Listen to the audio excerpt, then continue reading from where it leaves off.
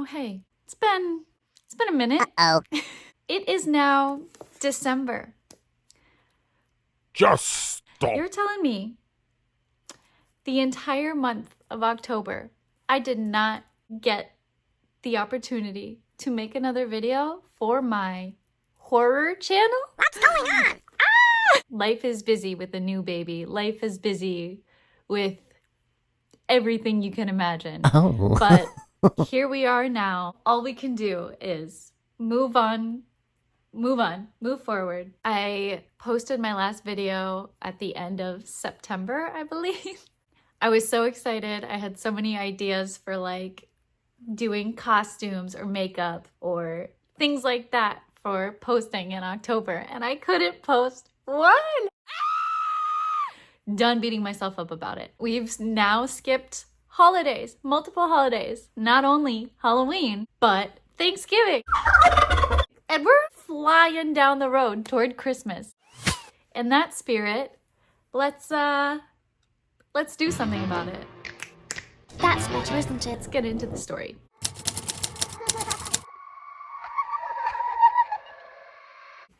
It is called If a Stranger Offers to Pay Your Dinner Bill, Be Careful When You Leave Your Table.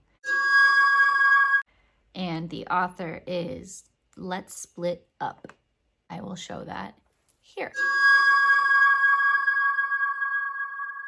They've been on Reddit for a couple years. They've got a couple stories, it looks like. Okay, let's get back to it. Let's go. I'm a server at a Midwestern diner. A few weeks ago, a customer appeared at one of the booths. I say appeared because I hadn't seen her come in, and usually I'm very attentive to the sound of the doorbell. It was a pretty bustling evening, though. I approached to take her order. She sat with her back to me, her curly hair pinned up in a style that reminded me of old movies. Her age was hard to determine from behind, but she looked to be in her 60s, I guess. She was sitting perfectly still, statuesque. When I came around to the front of the booth, I gasped and dropped my pen. The woman was not breathing. Lips slightly parted, skin withered and shrunken, no movement, not the faintest motion of her chest. But it was the eyes that were the giveaway she was dead, unblinking and unseeing and a little too deeply shrunken in their sockets. Oh God, I took a step back. And then the woman's head turned and she said in a raspy voice, "Just a coffee, please." Her eyes blinked. Not dead after all. Of course, sure. Any milk or sugar? Black. I scurried to get her coffee. When I looked back, she was again motionless. When it came time for the check, she put down a $50 bill. I started to tell her I didn't have change since all she'd ordered was a coffee, but she said, "It's all right, dear. It will cover the meal for that nice family over there." Her head inclined ever so slightly to a family in the corner booth having dinner. The family in the corner were regulars, came here every Sunday with the kids. The parents were divorced. The kids lived with their dad, and their mom always picked them up on weekends. This diner was on the route between the parents' houses, and they'd meet up here to discuss plans for the next week. Damn, this is a very, very small town. You know everything about these people. They always left a tip, and the kids drew pictures for me. "Really?" I said to the old woman. "That's very nice of you." Without another word, the old woman stood up and left. The family were very pleasantly surprised when I approached and informed them that their meal had been paid for. They asked by who, and I told them the old woman from the other booth. One of the kids looked over where I'd indicated and said, "I didn't see any woman sitting there." Weird. The next time the old woman appeared was several weeks later. It was after midnight.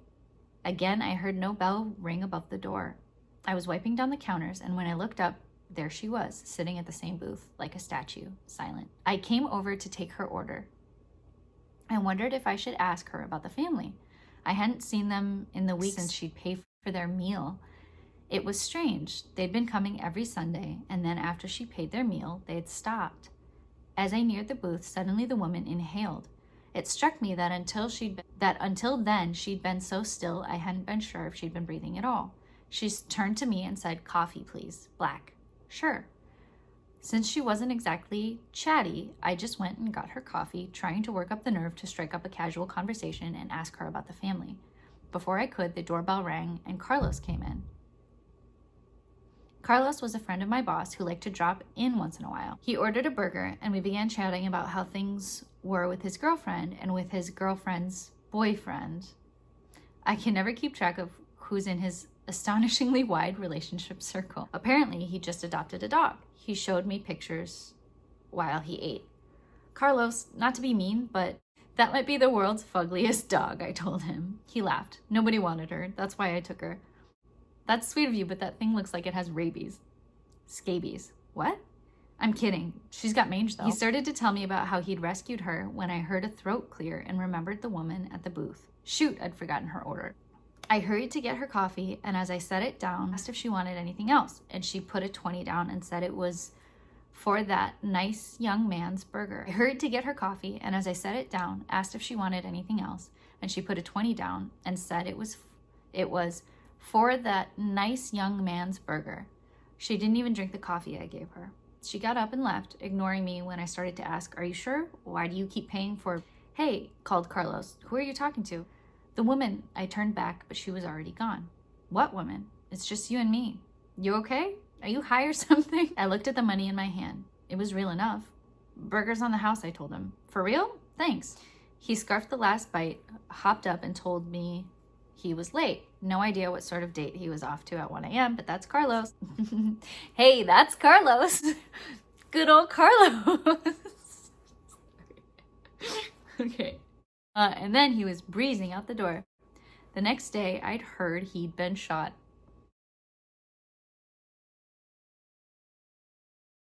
My boss told me. We were chatting about the boss's dog, and I mentioned Carlos's mangy rescue dog, and he suddenly got serious and informed me that last night, Carlo had been jumped on his way to a bar. He tried to fight off the muggers, but one of them had a gun. They shot him in the head, he said grimly. Whew, that took a turn. Jesus, I said. My boss told me Carlos had been rushed to the hospital, but he was hanging by a thread, almost certain to die, or if he survived, he'd be a vegetable. I was shaken. Deeply, deeply shaken. Poor Carlos, his poor girlfriend, his poor mangy dog. And a thought intruded. Was it because of the old woman? What about the family that used to come in Sundays but had disappeared? Had misfortune struck them too? I resolved that the next time I saw the old woman, I would ask her what she was doing. I wouldn't let her pay for the next customer. The old woman returned just this afternoon. There were only a handful of customers, as it was between the lunch and dinner hour. As always, I didn't hear her come in. One moment I was busy bussing dishes, the next I spotted her at the booth. I straightened up and approached her. Her sunken eyes turned to me. I could never get over the feeling I was looking at death itself. Then she gave that sudden inhalation, like she was remembering to breathe, and she said, "Coffee, black, and," I was surprised at the "and," "a root beer float," she added. I just pressed my lips together, nodded, and went to get the drinks. Surveyed the room.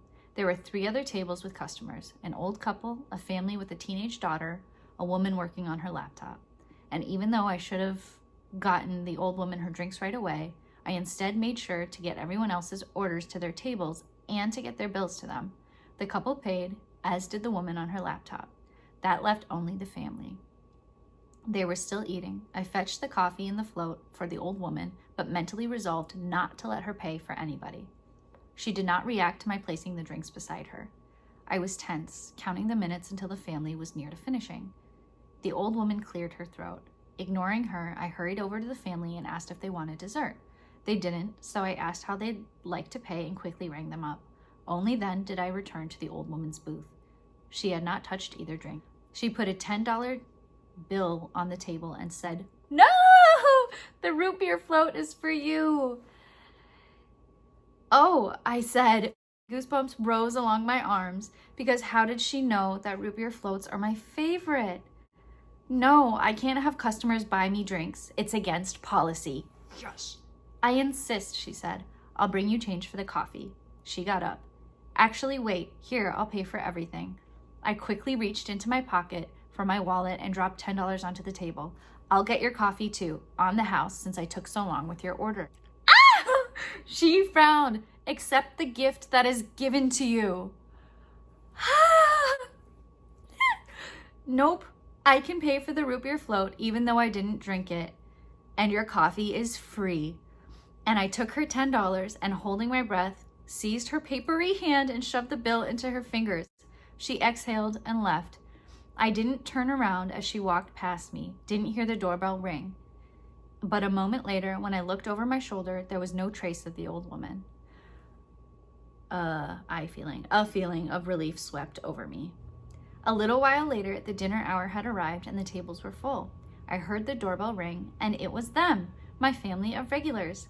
Today's not a Sunday, and I hadn't seen them in so long, so I was very surprised. I cleaned up their usual booth and got them seated, and when I came over to take their order, I exclaimed about how I'd missed seeing them. "Oh yeah, it was pretty crazy," said the dad. "After we left last time we drove together, and I don't know if you remember how hard it was raining, but the car skidded and we lost control." "You lost control," corrected the mom. "Yes, I lost control because it was the minivan that I told you not to get because those things flip way too easily." And it did. It rolled.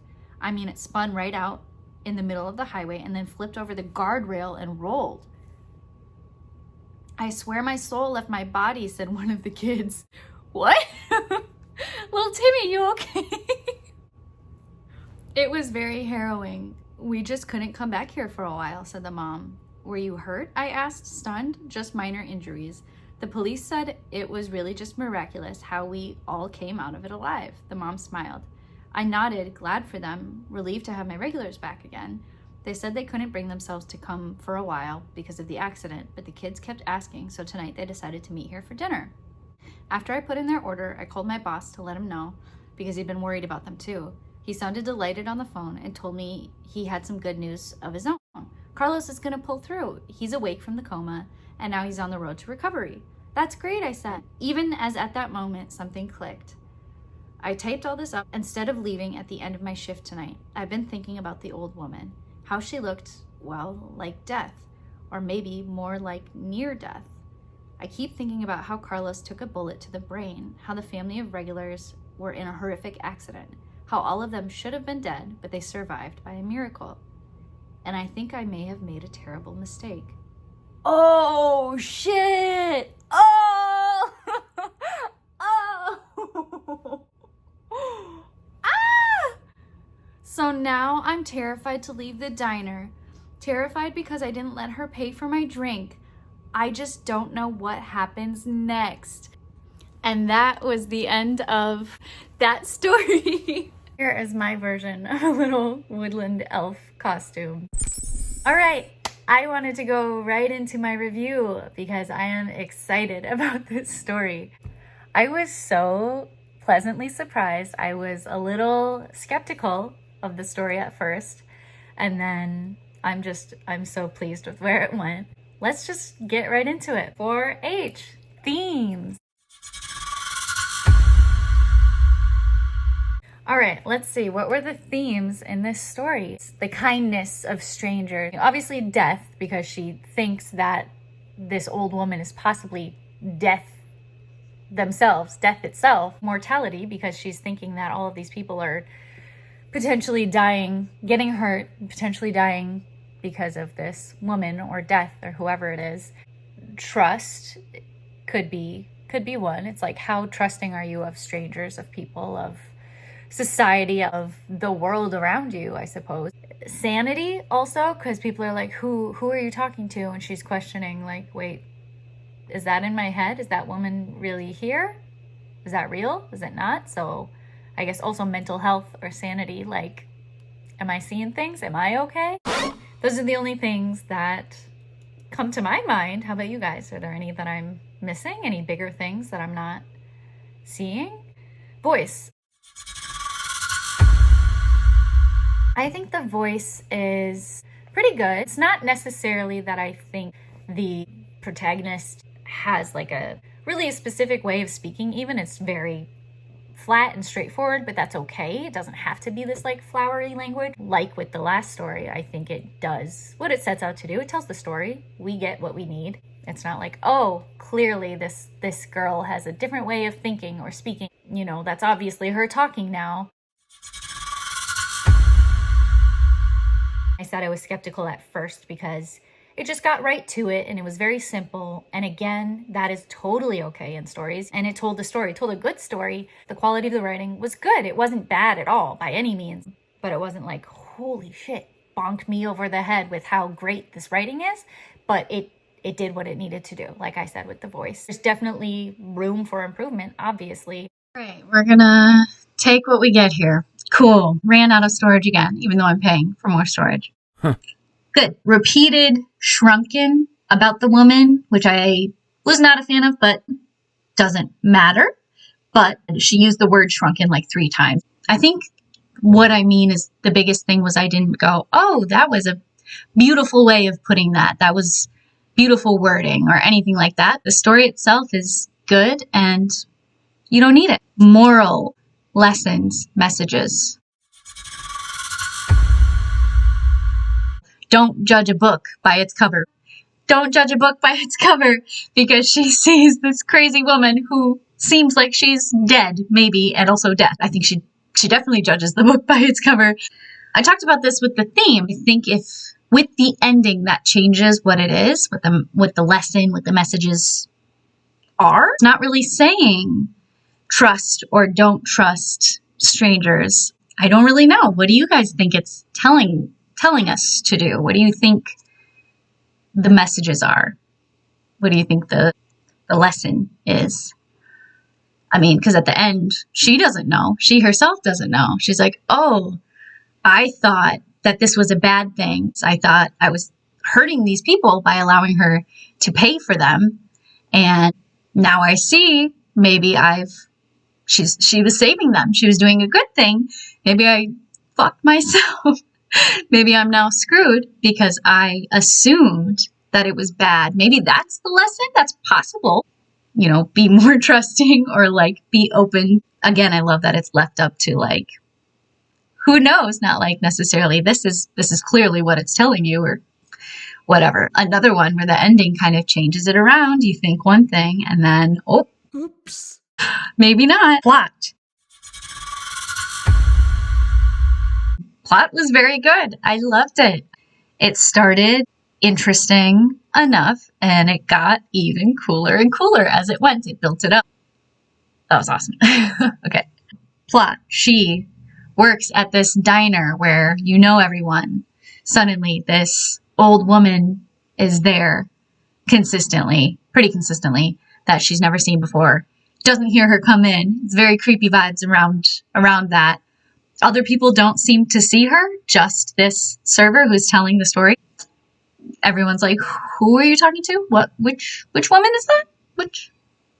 You okay? When she shows up, she pays for other tables. When she does that, those people go missing or get hurt. Something bad happens to them, supposedly. I guess the family, she didn't know. She just hadn't seen them again in a while. Then the friend did get hurt and was hospitalized. So, of course, it was like safe to assume for her that it was a bad thing. And then come to find out, oh, we survived this potentially horrific thing. And she's like, oh, fuck. I should have taken the root beer float. Maybe that's the moral, the lesson. Drink your damn root beer float. Root beer floats equal good. Yum yums. They go missing or get hurt. When she pays for them, woman thinks she is death herself. And she goes to pay for her, the server who's telling the story. And she's like, no, I'm not going to let you do that because I'm not about to die. And then goes, maybe that was a mistake. What do I do? Awesome plot. Very cool. Best part of it. Originality. Amazing. Have you guys read something like this? Like, I get the premise could be, you could see it other places for sure. Like, oh, and this is death. I'm speaking with death right now. But the ending to switch it around where it's like, oh shit, maybe this crazy dead looking woman is doing a good thing here. Maybe I was all wrong. Maybe I had it all wrong. So let's do a rating. I wasn't giving a rating to themes or voice. I'm going to continue to not give a rating to voice since I already started that. And I still think, as I did before, that it doesn't make or break the story. Not giving one to moral, because that also I don't think matters. If there's nothing larger that you can see, that's fine. I think writing I think I'm going to give it a 3 out of 5. That feels right. And then plot, absolutely 5 out of 5. Originality, I'll be fair with this. I do think it was super original, like I said, but a lot of it we have seen before. The premise of this stranger, maybe death, spooky things ensue after that. But the ending made it chef's kiss. I will give 4 out of 5, which may seem unfair because a lot of it we've seen before. But because of that ending of the whole switcheroo, my favorite part, I'm doing a 4 out of 5 because I think it deserves that. And if you don't, that's okay. That is okay. You let me know what you think it should get, what it deserves. So, out of 15 stars, we gave a 5 and a 4 and a 3, 2, 1. 12 out of 15 stars. Stars. 12 out of 15. Let's see, can you see that? 12 out of 15 stars. The last one I did, that's a bloody good sentence. I just talked about the sentences, specific sentences I liked in the story. But like I mentioned, I don't think I really have that with this one. But there might have been 1 or 2 little things where I was like, oh, kind of cool, but nothing like crazy that stuck out to me. I did like the description. She sat with her back to me, her curly hair pinned up in a style that reminded me of old movies. Her age was hard to determine from behind, but she looked to be in her 60s, I guess. I liked that. That was good. Good descriptors.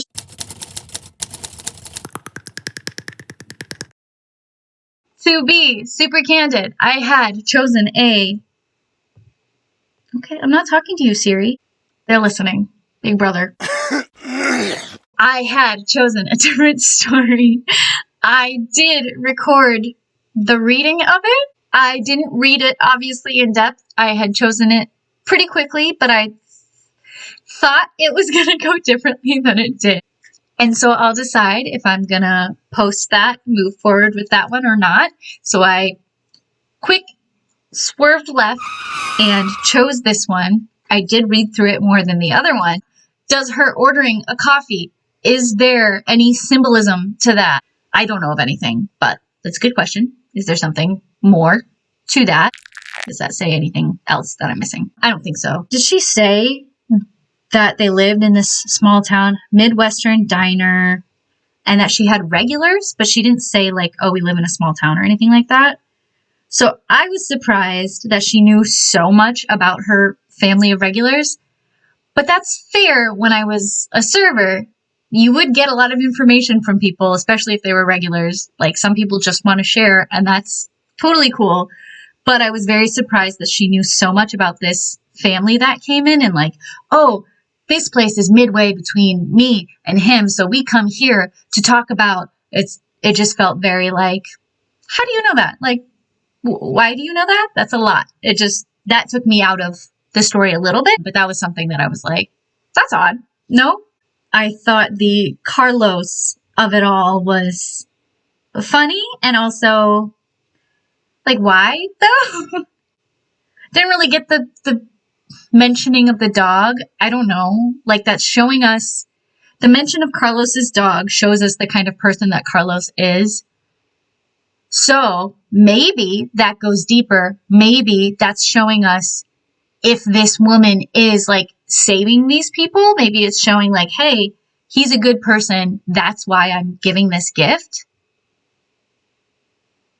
Ooh. I just humbled myself.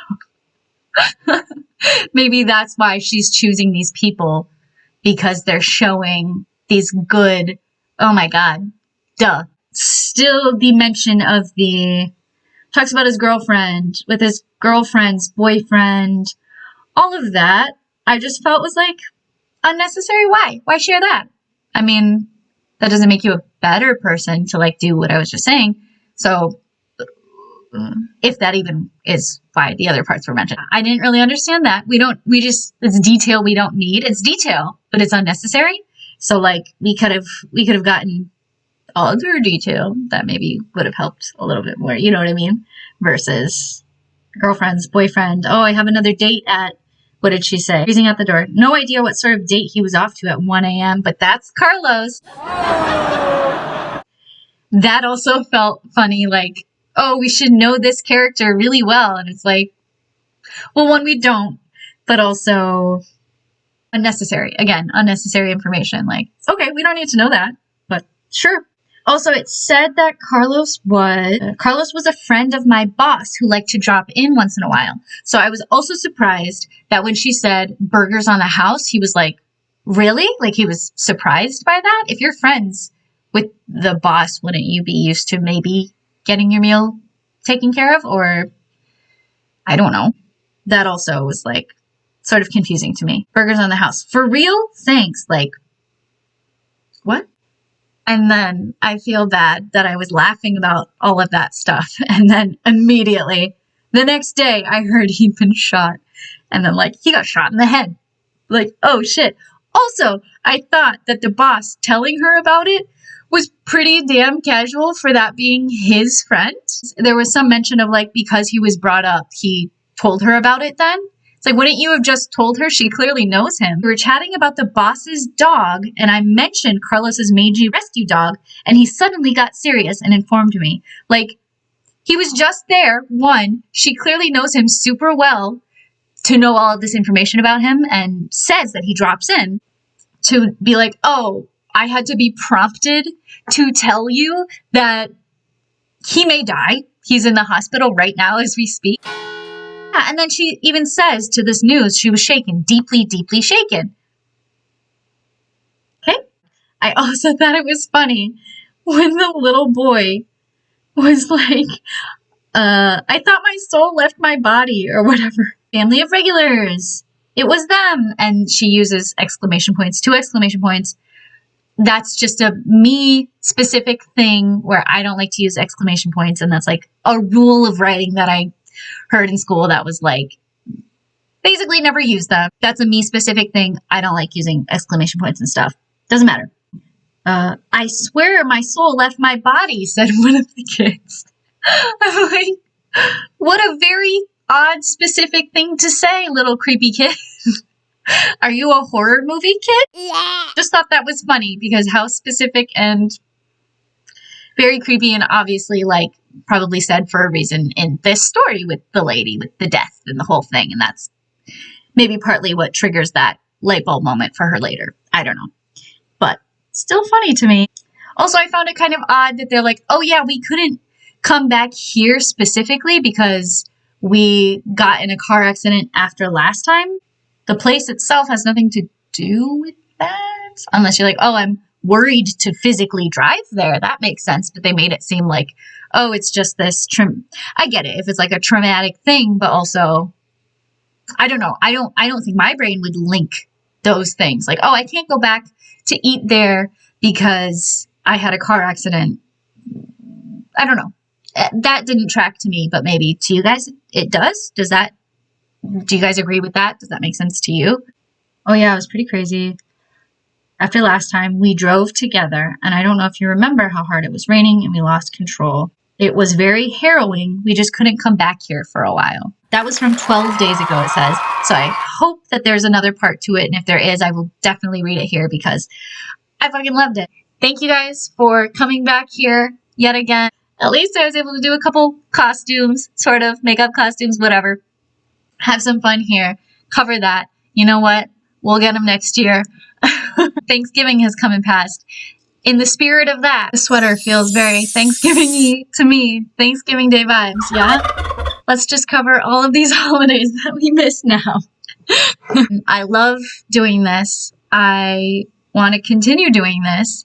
I just need to figure out how to make that happen more often. I want to say thank you to friends, people who have given me advice and shared in my artistic pursuit of these videos, of the way to go about this. I really appreciate you guys. Happy Halloween. I hope you had a great fucking October and Halloween spooky season. Not happy Christmas yet, but it's coming. Hope you're having a good winter. Mine's cold. Thank you guys so much for watching. Maybe that'll be my tagline. Thanks for giving a shit what I have to say about Stranger stories on the internet. I don't know. Thanks, guys.